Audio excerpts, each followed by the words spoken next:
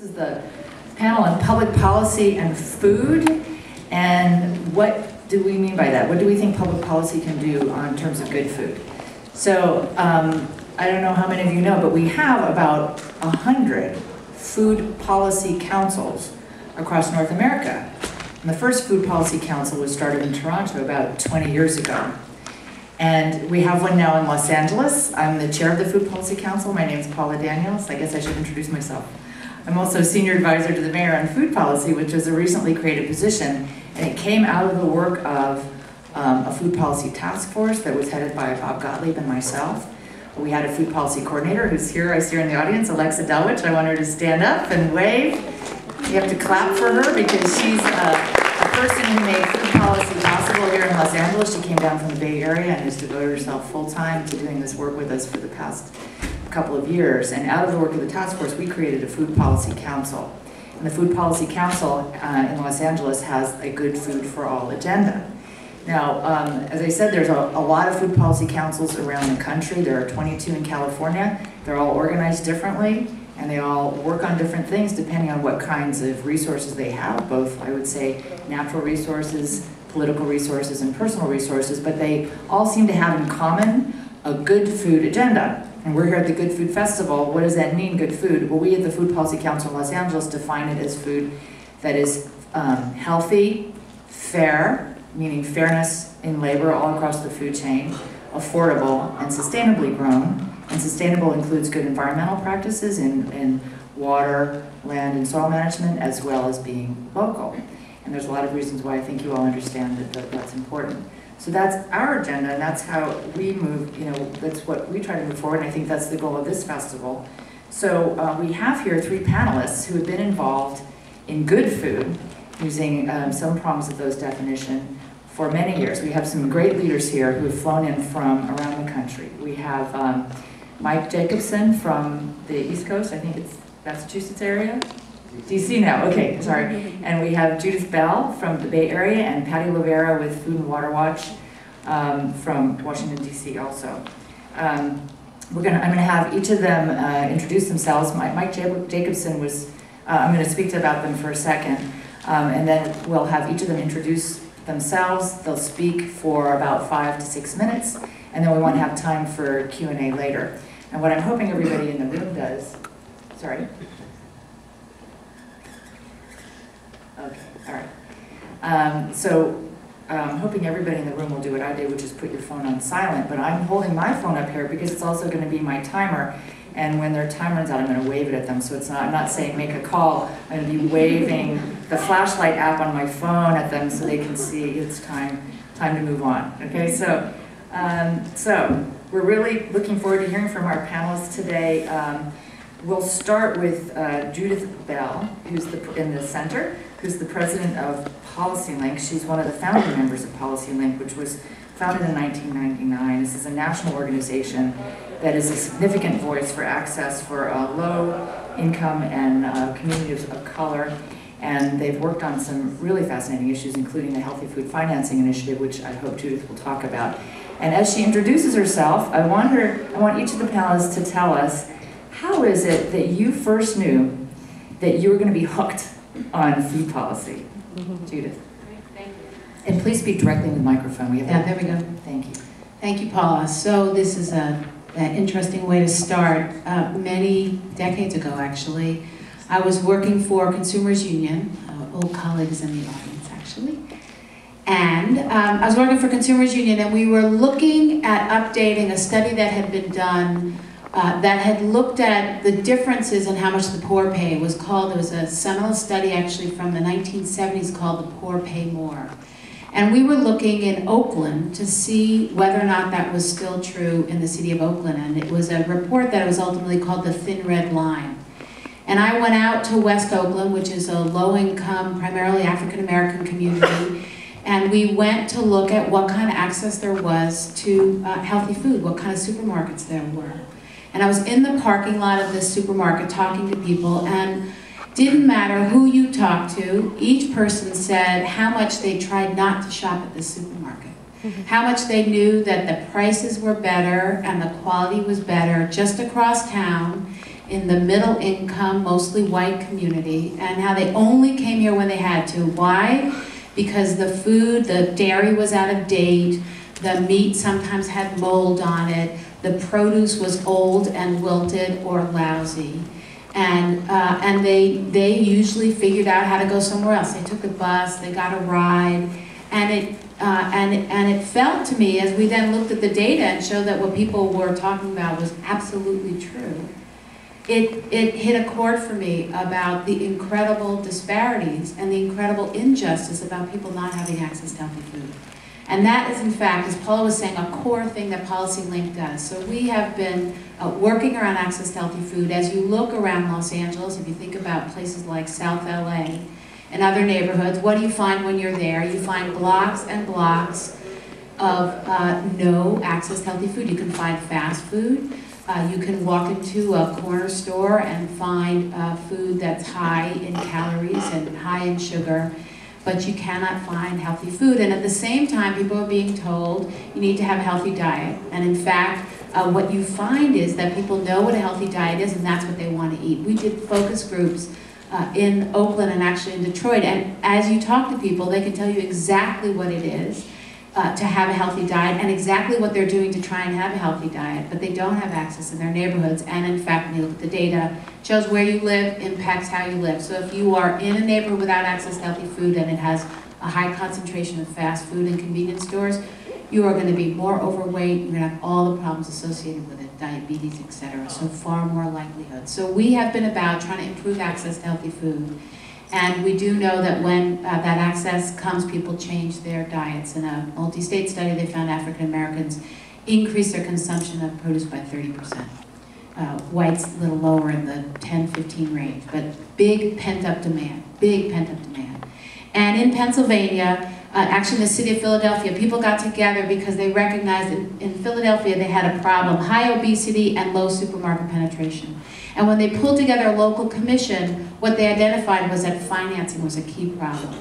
And they were able to secure for the state of Pennsylvania $30 million. And they leveraged that over the course of about 8 years into $190 million, resulted in 88 different projects across the state. New grocery stores in communities that hadn't seen it in decades in urban areas, keeping the lights on in rural stores in communities, farmers markets, community-supported agriculture, co-ops, 5,000 jobs created or retained, almost 500,000 people with access to healthy food that didn't have it, more than 1.5 million square feet of retail space. And in those communities, you could even show homeowner values going up because supermarkets and grocery stores and farmers markets, food is part of development, it's part of what makes a neighborhood and a community vital. So we have been involved in taking that example and working to bring it here in California. There's legislation sitting on the governor's desk to create a California Healthy Food Financing Initiative. Other states have already have it. New York does. Illinois is about to launch their program. New Orleans has a program. And now the federal government has a federal healthy food financing initiative.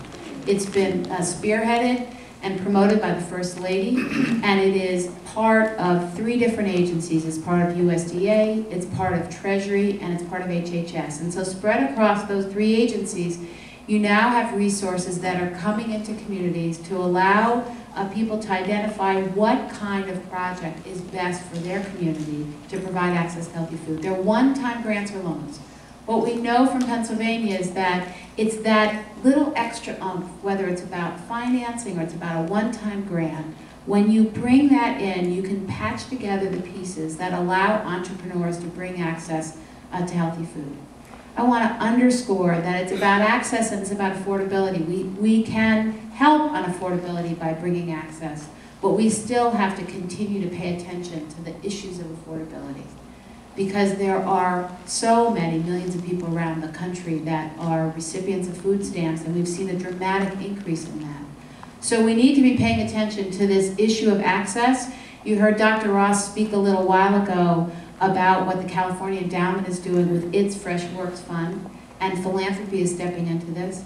You've heard other entrepreneurs, you heard Will Allen speak last night, and others will speak to the entrepreneurial spirit to bring access. And so we need those resources. We need to preserve those programs at the federal level. We need to expand them. We need to scale them up. The lack of access to healthy food in this country, more than 23 million people don't have access. It's a problem we can actually solve. And we can solve it with sustainable businesses. We can solve it with models that are based on community vision. So I want to urge all of you to both get involved and be supportive of these policies because they can make a difference, they can bring jobs, and they can bring access to healthy food. Thank you, Judith. She's got a... and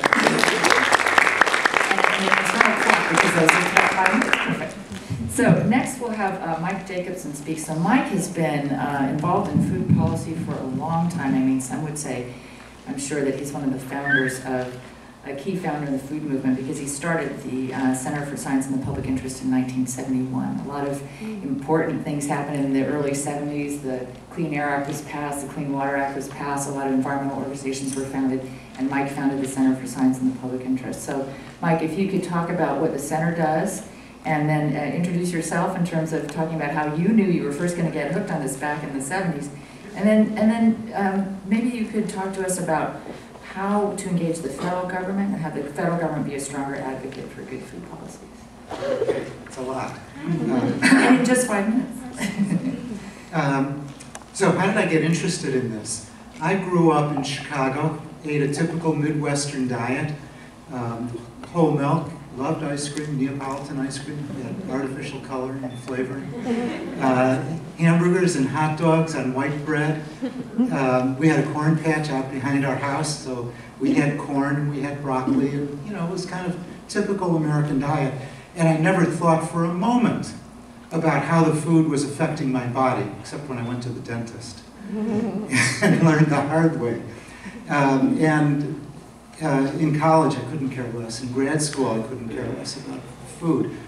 And after I got my PhD, I thought, well, maybe I can use my knowledge of molecular biology somehow to work on government policies and social issues. So I went to Washington and was able to work with Ralph Nader.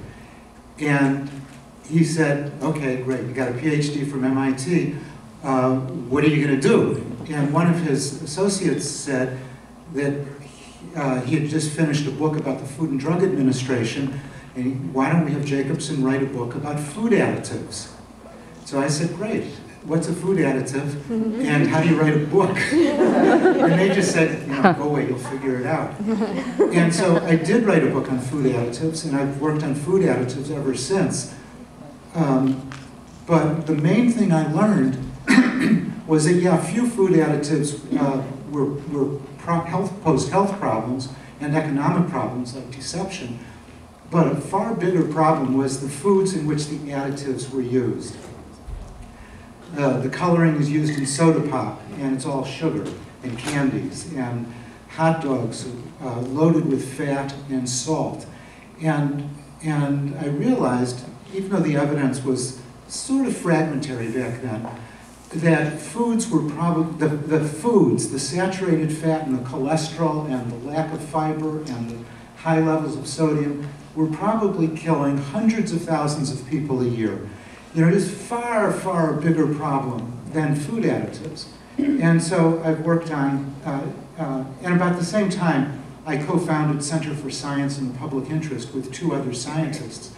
And I've been working on food additives and nutrition, and then broadening out to many other issues related to the food supply ever since. At CSPI, we try to use education and advocacy in have a symbiotic relationship, mutually reinforcing relationship between the two. So we do a lot of education. We do, our staff members are frequently interviewed in newspapers and television and so on. We also publish the Nutrition Action Health Letter, which is the world's largest circulation health newsletter. We have about 850,000 subscribers in North America. And we publish reports on one thing or another. And those educational vehicles support advocacy efforts. When you get publicity, that helps advocacy, and when you advocate, you get publicity around that. And so we've worked over the years on a variety of issues. We led efforts to get the nutrition labeling law of 1990 passed. In the same year, it was a good year, we led the effort for the organic labeling definition in the Farm Bill. More recently, we started a campaign against artificial trans fat back in 1993 and are waging a pretty good effort on that. We've worked to reduce sodium since 1978. That's been a longer, harder slog than trans fat. We're working to get junk foods out of schools, and that's going pretty well, trying to limit junk food marketing aimed at kids, trying to tighten up food safety regulations and increase government funding for food safety to prevent, not just detect, but prevent infections from Salmonella, Campylobacter, E. coli, and other germs. And to try to kind of bring a lot of things together on both the education and advocacy side. We're sponsoring National Food Day, which is October 24th. Booth 247, all the way down at the other end, where you can learn about Food Day, which is people in literally hundreds of communities are organizing education activities and advocacy activies. So California groups are organizing a petition campaign to try to influence the Farm Bill, National Farm Bill, which will be next year or the year after. Rhode Island and some other communities are using it to kick off the development of a food policy or announce a recently adopted food policy. Farmers markets are getting involved. School systems in LA, Seattle, Tulsa, some other cities are going to have healthier foods and events for kids on Food Day. The National Archives has a wonderful exhibit on national food policies over the last 100 and some years. And they're going to have an open house with people, nonprofit groups having tables, brief speeches, colleges from little ones like Babson and Rhodes College to Yale, Harvard School of Public Health, University of California, Hastings School of Law, and Stanford, many others are going to have conferences, speeches, movies, and all that to try to educate people, to advance food policies, and just as important, these, I should mention some of the priorities that we're focusing on are reducing diet-related diseases, stopping the marketing of junk food aimed at kids, supporting sustainable farms and cutting wasteful subsidies to big ag, expanding access to food and ending hunger, protecting the environment and farm animals by reforming factory farms, and supporting fair conditions for people who work in slaughterhouses and on farm fields. So it's quite a range of things, and we're hoping that having that kind of broad focus will help cross-pollinate, get people working together, drag people out of their silos, and see what some of the commonalities are, and work together for broad food policies and help one another. And so there are going to be hundreds of things. There's still time for you guys to organize your own activities in your own community or participate in some of the events that are going on. So go to foodday.org. You could talk to Debs Gardner, as the West Coast coordinator, had an article on the Atlantic blog a day or two ago.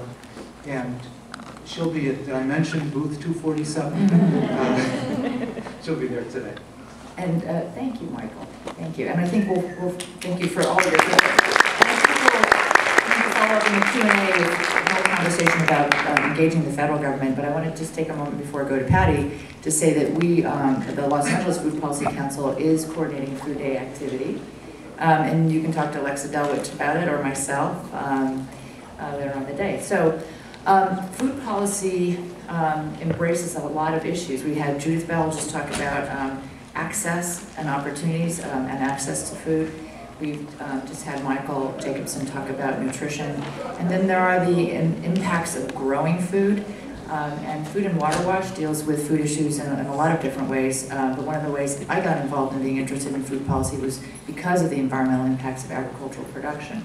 So Patty Lavera is the Assistant Director of Food and Water Watch and coordinates the food policy team there. We'll ask Patty to tell her story about how she got engaged in food policy, how she knew she was going to be hooked on it, and talk about what Food and Water Watch does. And I hope she'll also talk about the Factory Farm Map project, which is pretty awesome. You guys should look this up. I'll have her explain it a little bit more, but it in brief, maps out the impacts of factory farms, right? So, Patty. Thanks, everybody. So my name is Patty Lavera, and I work in Washington, D.C. for an organization called Food and Water Watch, and we are just about 6 years old. I was one of the folks that helped start it, and we actually used to do many of these issues at a different organization called Public Citizen, which was founded by Ralph Nader. So if you go anywhere on the right side of things on food, the right side of things on a lot of issues, Ralph is there in spirit, if not present. So he's responsible for CSPI in a lot of ways. He's responsible for Food and Water Watch in a lot of ways, and we really think that that's one of the easiest ways to explain how we think about the world.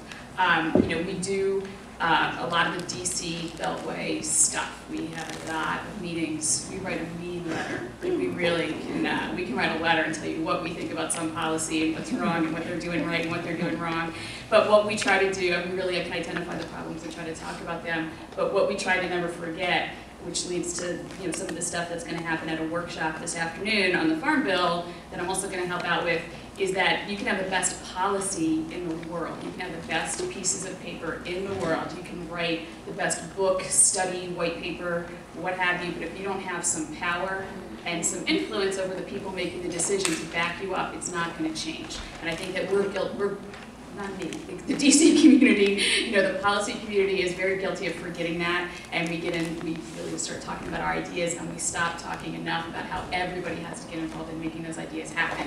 So we try to put equal emphasis on what we want and why we need it, and then just as much emphasis on how we're going to get it. And how we're going to get it is people outside of Washington being involved and saying, I demand this, just like we heard from the previous panel about the power of pissed off parents and the power of pissed off consumers. We need the power of pissed off citizens to say, this is unacceptable. We have a food system that's broken. I think everybody came here today because there's something they think is wrong with the food system, and we need to start holding our elected officials accountable for allowing that to happen and identifying very clear ways for them to start to turn it around. So we think that we have to do policy in that context of everybody getting involved. So how I got involved, my little story is I actually went to school and got my first job in the environmental movement. That was kind of what I was exposed to. It was what really drove me through school and then to get involved. And I was particularly interested in environmental health, toxic exposures and those issues.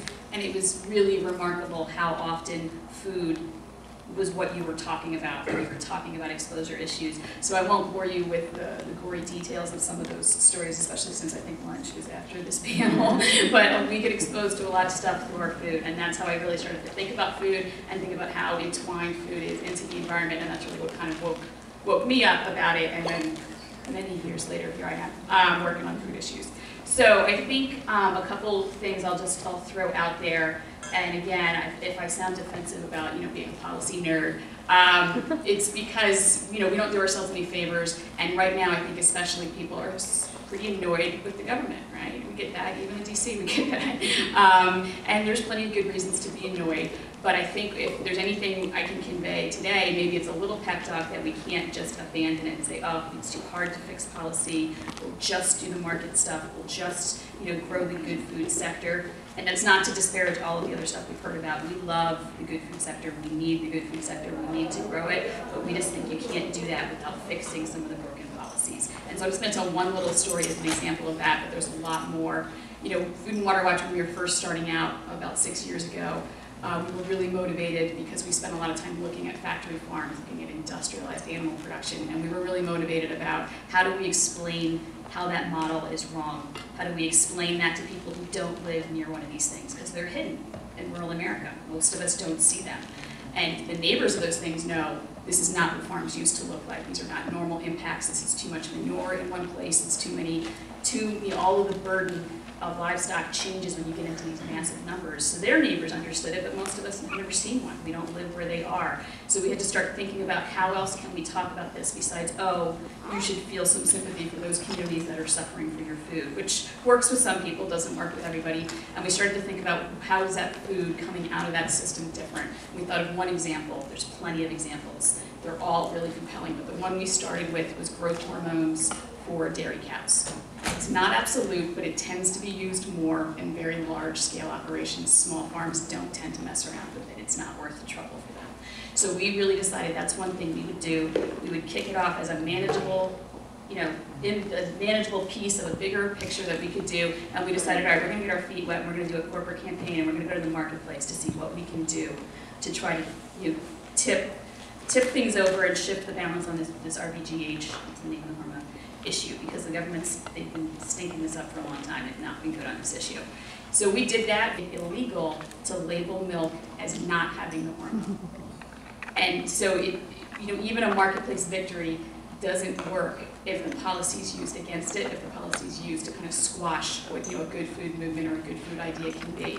So that's just one example of how the policy always does matter, even while we're doing this stuff to change the marketplace and change the supply. So we did ultimately have to go to 10 states and kill those bills. One is still in court 4 years later in Ohio, but it is not yet illegal to label your dairy products as not having artificial growth hormone, which is a pretty basic piece of information most consumers want to know. Whether or not they are comfortable with growth hormones, they think they have the right to know it.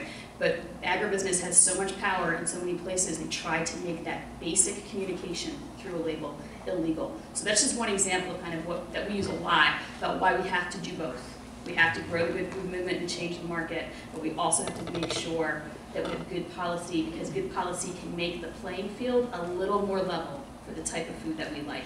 So the last kind of point that I'll bring up is there's a lot of myths, there's a lot of mythology, economic and otherwise, when we talk about food, and especially when you go talk to like your legislators or folks that really don't want to add this issue to their like already heavy workload of other stuff they're doing.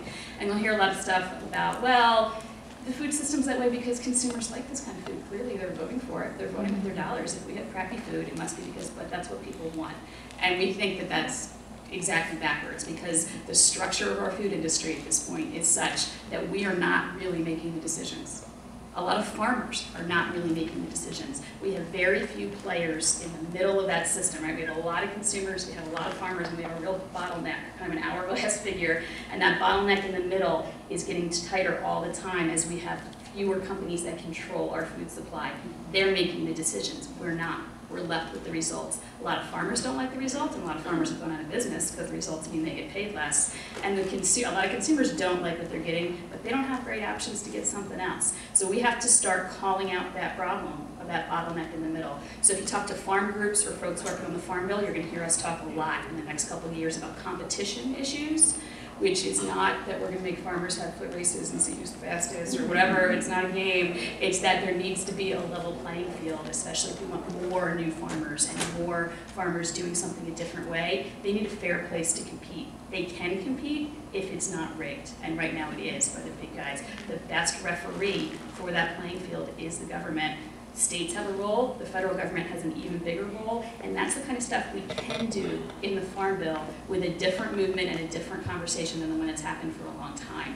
So when we hear a lot about like nerdy stuff, that policy is really boring, and you're going to hear a lot in the next 6 months about how there's no money for good policy, enforcing antitrust laws and stopping big companies from abusing, their competitors doesn't cost real money, right? That's something that they should be doing now. So we can have a conversation about good policy that doesn't get bogged down in all this nonsense that's happening about budgets and other things. So I think that those are kind of just the big pieces I would throw out there. If you look at Food and Water Watch and you look at our website, we do have lots of tools. We did that factory farm map to try to be a tool, so it's factoryfarmmap.org. And people learn different ways, and we wanted to do something visual to talk about what happens when 4 companies slaughter over 80% of the cows in America, or when 60% of the pigs in America are slaughtered by 4 companies. That's a tremendous amount of power for those companies to set the rules. That's a loss of options for farmers, and it also means we have a pork belt. and a dairy belt, and a chicken belt. We have changed where we produce animals, and that's what our map shows. It really shows the consolidation of how we're raising livestock, and that stinks if you live next to it. It doesn't make a lot of sense for sustainability to ship food, around the country and produce all of this dairy here in California and then ship it back east.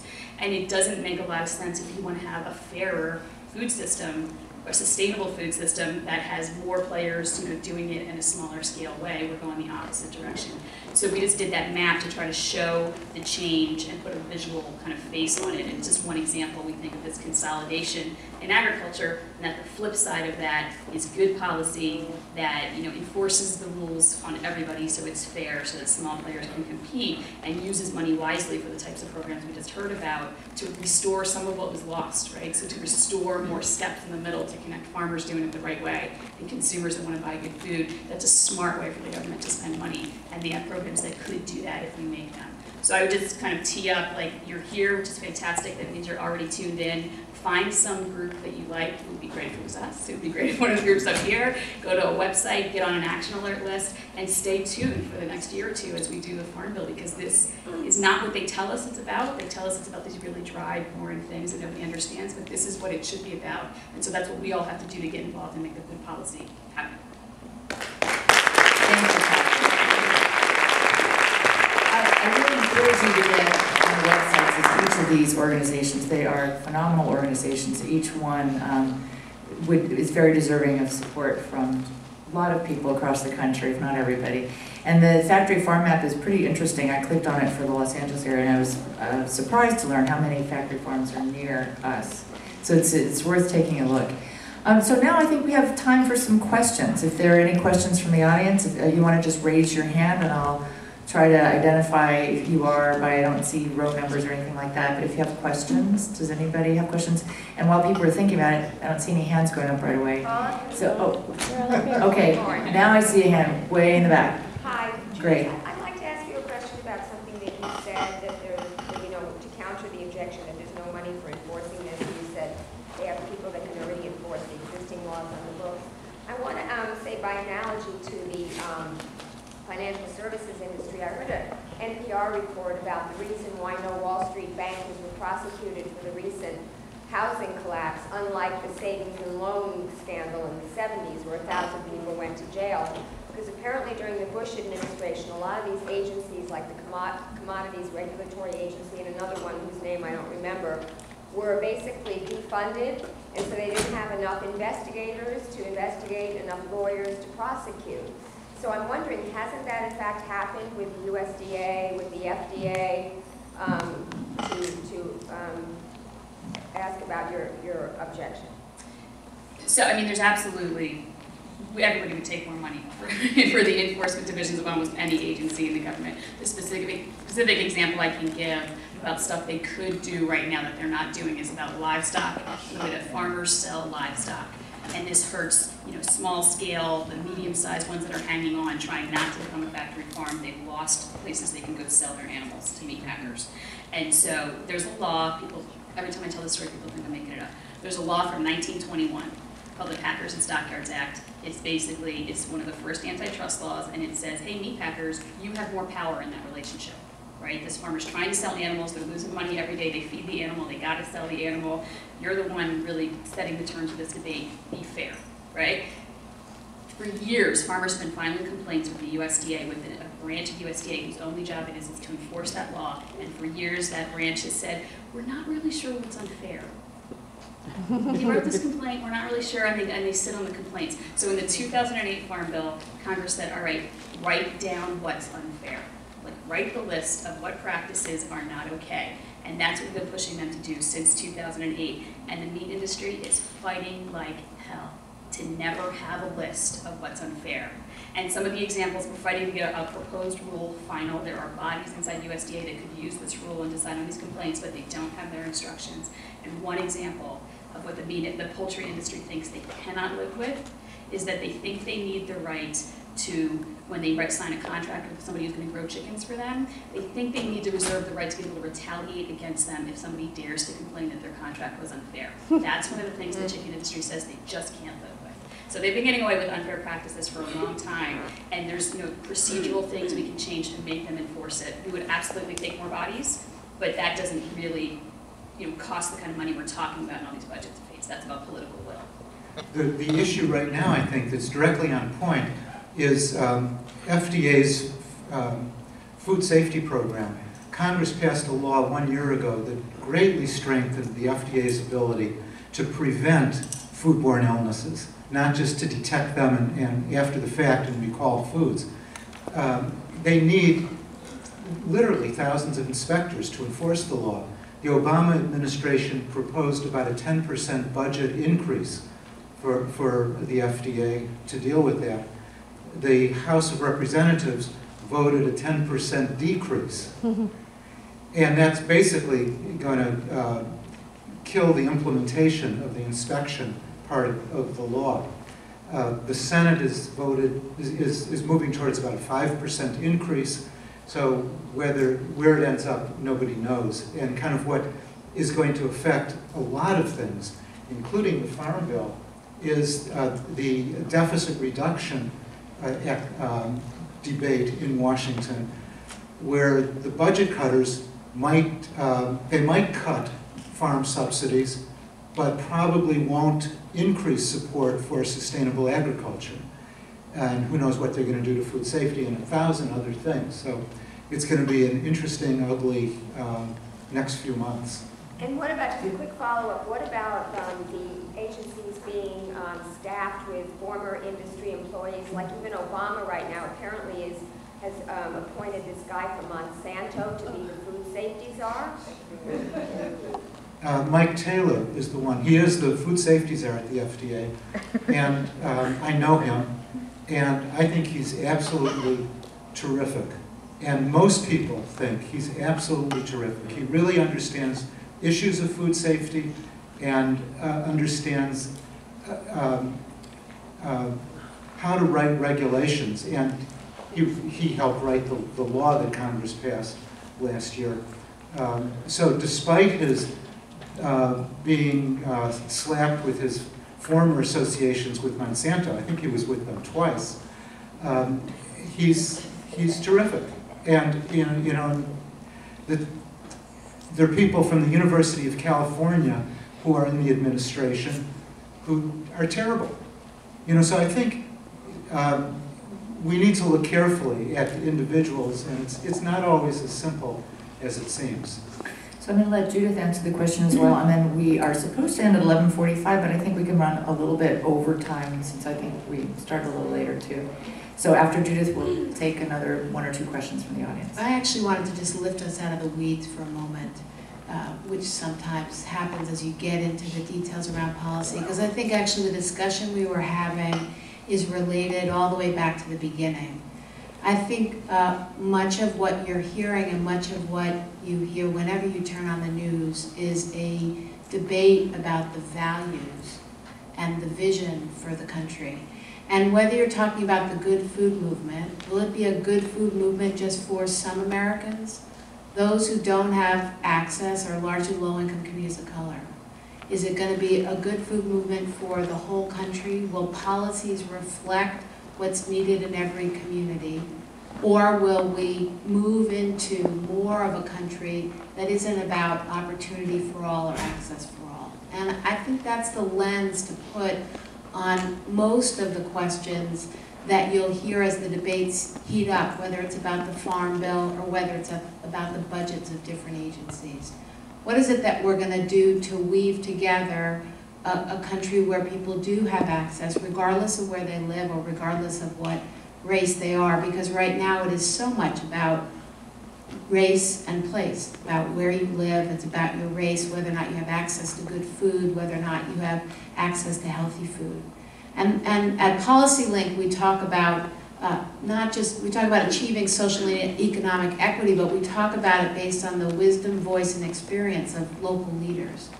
And as you walk around the fair outside, as you listen to the different panels, as you do your work, I think what's clear is that in communities around the country, we have the answers to these questions. And it's a matter of making policy actually facilitate what's happening and making sure that policy actually delivers the solutions to access, the solution to a lot of these problems we're talking about, and not have it instead continue lacks of access and lacks of opportunity that we've seen happening over decades. So I just wanted to lift up that you use that lens, and that as you think about good food, you think about good food for all, and push for whether it's discussions or whether it's policies that those deliver.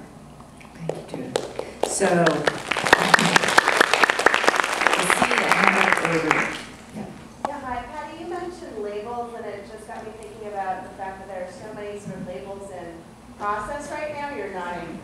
And I also know that the consumers that I talked to earlier just on the fringes of getting involved and want to buy better food for their families. It's really easy for them to go into stores and just see something and grab it based on what they have just heard about the label. It feels like it's a really effective way of reaching out and having the consumers make better choices. And I'm wondering from all three of you, if there were one or two labels that you would ask partners in the field to push to get past in the next several years, are there any that you would recommend that we, like for example, there's a lot of discussion about GMO labeling. I'm wondering if that's an area where you would put emphasis, or if there's some other place where you would, is there a label that you would like to see on food that's not there yet? That's worth a whole day by itself, but I would just say I spend way too much of my life inside rooms like this talking about what the organic standards are. The organic standards, love them or hate them, but they are the most transparent. There's a lot of public input into that process, and the USDA sets those labels, so people should be involved in what organic means, so we do put organic out there. We spent a long time fighting for something as basic as country of origin labeling, which is what it sounds like, what country it came from. It's astonishing. Who opposed that? Right?